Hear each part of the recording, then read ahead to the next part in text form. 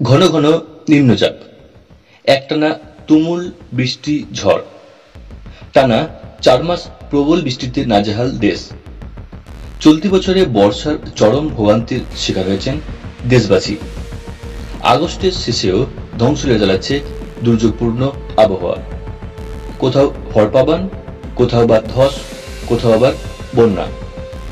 হাজারের বেশি মানুষ প্রাকৃতিক বিপর্যয়ে মারা গেছেন। এদিকে হাওয়া পিসের আশঙ্কা, বর্ষার মতোই এবার শীতেও চরম আবহাওয়া থাকবে। বর্ষায় যেমন বৃষ্টির তাণ্ডব চলেছে, শীতেও তাপমাত্রার পারদ রেকর্ড হারে নিম্নমুখী থাকতে পারে। মার্কিন যুক্তরাষ্ট্রের NOAA সংস্থা জানিয়েছে, এখন লা নিনা সক্রিয় রয়েছে। এর প্রভাবেই ভারতে জাঁকিয়ে ঠান্ডা অনুভূত হতে পারে চলতি বছরে। রেকর্ড হারে নামতে পারে তাপমাত্রার পারদ। সেপ্টেম্বর থেকে নভেম্বরের মধ্যে 53% সক্রিয় হতে পারে লা নিনা। 2025 সালের শেষ ভাগে তা বেড়ে 58% হতে পারে। 2025 সালের শেষ থেকে 2026 সালের শুরু পর্যন্ত অর্থাৎ শীতকাল জুড়েই সক্রিয় থাকতে পারে লা নিনা।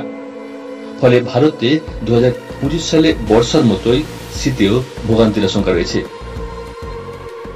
বিশেষজ্ঞদের মতে, লা নিনা এর সময় প্রশান্ত মহাসাগরীয় অঞ্চলে পূর্ব থেকে পশ্চিমে বয়ে চলা বায়ুর চারিত্রিক পরিবর্তন ঘটে। তখন উষ্ণ জলস্রোত প্রবাহিত হতে থাকে পশ্চিমের দিকে।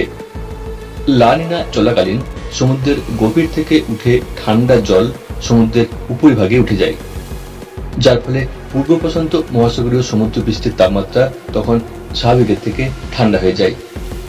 অতিরিক্ত বৃষ্টি হতে পারে পূর্ব আফ্রিকা, ভারত, ইন্দোনেশিয়া, দক্ষিণ অস্ট্রেলিয়া এবং দক্ষিণ প্রশান্ত মহাসাগরীয় অঞ্চলে।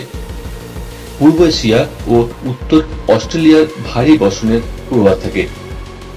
যদিও আবহাওয়াবিদদের অনুমান, আগামী দিনে লা নিনা তুলনামূলক দুর্বল থাকতেও পারে, অর্থাৎ এর প্রভাব সব জায়গায় সমানভাবে দেখা যাবে না।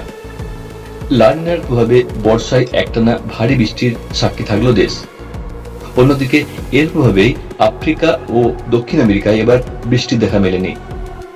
পাশাপাশি লা নিনার প্রভাবে শীতেও চরম আবহাওয়ার সম্ভাবনা থাকে। ভারতে তাপমাত্রার পারদ নামবে হু হু করে। অন্যদিকে এল নিনো সক্রিয় থাকলে তাপপ্রবাহের আশঙ্কা বাড়ে।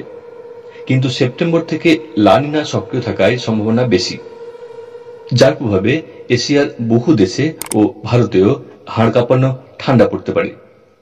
অতীতে একটানা 3 বছর লা নিনা সক্রিয় ছিল, 2020 সাল থেকে 2022 সাল পর্যন্ত, যা ট্রিপল ডিপ লা নিনা বলে পরিচিত। এরপর 2023 সালে আবারও এল নিনো সক্রিয় হয়ে ওঠে। জলবায়ু পরিবর্তনের কারণে লা নিনা ও এল নিনোর প্রভাব আরো স্পষ্টভাবে লক্ষ্য করা যাচ্ছে। বিশেষজ্ঞদের মতে, চলতি বছর অক্টোবর থেকে জানুয়ারির মধ্যে এবার ঘূর্ণিঝড়ের প্রভাব বেশি থাকতে পারে বলে মত বিশেষজ্ঞদের। ফলে আগেভাগেই শীতের আমেজ অনুভূত হতে পারে।